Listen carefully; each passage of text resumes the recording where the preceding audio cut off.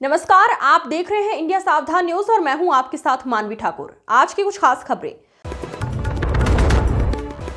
इस उम्र में नेता प्रतिपक्ष को झूठ बोलने से बचना चाहिए। मुख्यमंत्री ने स्पष्ट रूप से कहा है कि उत्तर प्रदेश में कोडी नियुक्त कफ सिरप से भी एक भी मौत नहीं हुई। इस पूरे मामले में प्रदेश सरकार ने न्यायालय में अपना पक्ष मजबूती से रखा और सरकार कोर्ट में जीत चुकी है। मुख्यमंत्री ने कहा, इस प्रकरण में जो भी आरोपी हैं उनके खिलाफ एनडीपीएस एक्ट के तहत सख्त कार्रवाई की जाएगी। उन्होंने ये भी बताया, जिस बड़े होलसेलर का नाम इस मामले में सामने आ रहा है उसे 2016 में समाजवादी पार्टी की सरकार के दौरान लाइसेंस दिया गया था। मुख्यमंत्री ने आरोप लगाया, इस पूरे नेटवर्क में सपा के कुछ लोगों की संलिप्तता स्पष्ट रूप से सामने आ रही है। आरोपियों के साथ इन लोगों की तस्वीरें भी सार्वजनिक हो चुकी है, जिससे उनकी भूमिका पर सवाल खड़े हो रहे हैं। मुख्यमंत्री ने दो टूक कहा है कि इस मामले में राजनीति नहीं, कानून चलेगा। जो भी व्यक्ति इस अपराध में शामिल पाया जाएगा उसके खिलाफ कठोरतम कार्रवाई की जाएगी। सरकार किसी को भी नहीं बख्शेगी, चाहे वो कितना ही प्रभावशाली क्यों न हो। कानून सभी के लिए समान है और दोषियों को सजा जरूर मिलेगी। कोडिन कफ सिरप से उत्तर प्रदेश के अंदर कोई मौत नहीं हुई है। एक दूसरा, इस मामले में एनडीपीएस के अंतर्गत कार्रवाई होगी। ये उत्तर प्रदेश सरकार इस मामले को कोर्ट में जीती है। उत्तर प्रदेश ने इस मामले को लड़ा है। तीसरा, उत्तर प्रदेश में इसका जो सबसे बड़ा होलसेलर, जो बड़े होलसेलर हैं, जिसको सबसे पहले एसटीएफ ने पकड़ा था 2016 में, उसको लाइसेंस समाजवादी पार्टी ने जारी किया था। जो फोटो रिलीज हो रही है, देश के अंदर दो नमूने हैं, एक दिल्ली में और एक लखनऊ में बैठते हैं। जब देश में कोई चर्चा होती है तो तुरंत वह देश छोड़ करके भाग जाते हैं। और मुझे लगता है कि यही आपके बबुआ के साथ भी हो रहा होगा। वह भी देश से फिर जाएंगे इंग्लैंड की सैर सपाटे में और आप लोग यहां चिल्लाते रहेंगे।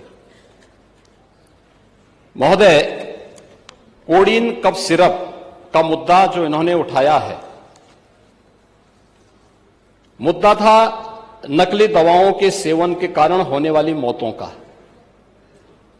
और उसके बारे में हमने पहले ही बताया है कि नकली दवा के कारण होने वाली मौत के प्रकरण की कोई भी बात अभी तक शासन के संज्ञान में नहीं आई है। और समय समय पर एफएसडीए विभाग इसको लेकर के छापेमारी करती है, कार्रवाई करती है। कंपनियों में भी इस प्रकार की कार्रवाई होती है। यूपी के अंदर कोडिन कफ सिरप, इसके केवल स्टॉकिस्ट हैं, होलसेलर है। इसका यहां पे प्रोडक्शन नहीं होता है। ये मध्य प्रदेश में, हिमाचल में और अन्य राज्यों में होता है। और जो मौत के प्रकरण सामने आए हैं, वे मौत के प्रकरण अन्य राज्यों में आए हैं। जिन राज्यों में आए हैं, वह जो भी प्रकरण सामने आए हैं, यह तमिलनाडु में बने हुए एक सिरप के कारण सामने आई है। ये पूरा प्रकरण इलीगल, यानी इसमें एडिटेशन का भी नहीं है, यह इलीगल डाइवर्जन का है। इस डाइवर्जन के माध्यम से इन होलसेलर ने, जिसमें सहारनपुर का भी है, गाजियाबाद का भी है, वाराणसी का भी है, लखनऊ का भी है और कानपुर का भी है, इन लोगों ने इसको उन देशों में पहुंचाया है, उन राज्यों में पहुंचाया है जहां मद्य निषेध है, लेकिन वहां पे नशे के आदी लोगों को इसको लेने की एक आदत सी है, तो वहां पर उसका दुरुपयोग किया गया है। जबकि बिना चिकित्सीय परामर्श के इसका सेवन नहीं हो सकता, खासतौर पर बच्चों के लिए। एडल्ट भी चिकित्सीय परामर्श से इसका सेवन करता है। कौन ऐसा व्यक्ति है जिसने कफ सिरप नहीं लिया?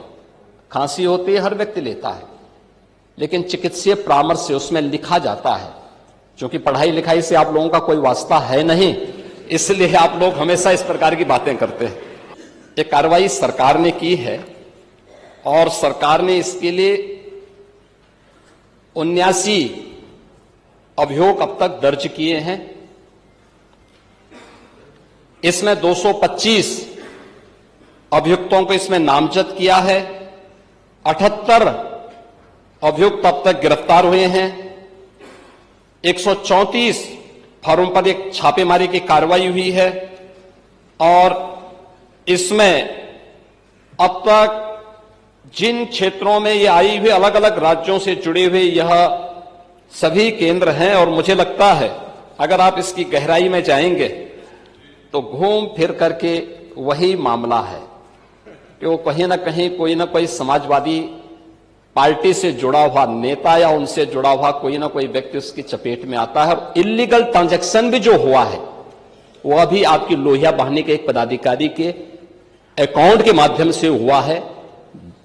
एसटीएफ इसकी जांच कर रही है। इस पूरे मामले में हाईकोर्ट से उस पूरे मामले को एनडीपीएस के अंतर्गत इस मामले में मुकदमा चलना चाहिए। यह उत्तर प्रदेश सरकार ने इस लड़ाई को लड़ा है और उसको जीता है और इस मामले में कोई भी अपराधी छूटने नहीं पाएगा। और चिंता मत करिए, समय आने पर बुलडोजर एक्शन भी उसकी तैयारी भी रहेगी। उस समय चिल्लाना मत करो।